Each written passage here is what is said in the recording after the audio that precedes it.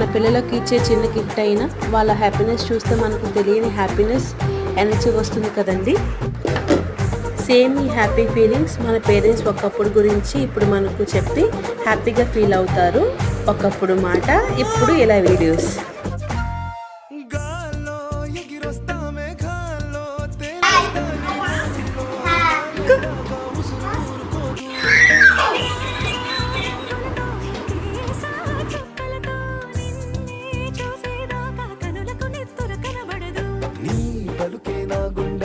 మీ memories comment చేయండి, నచ్చితే like చేసి షేర్ చేయండి.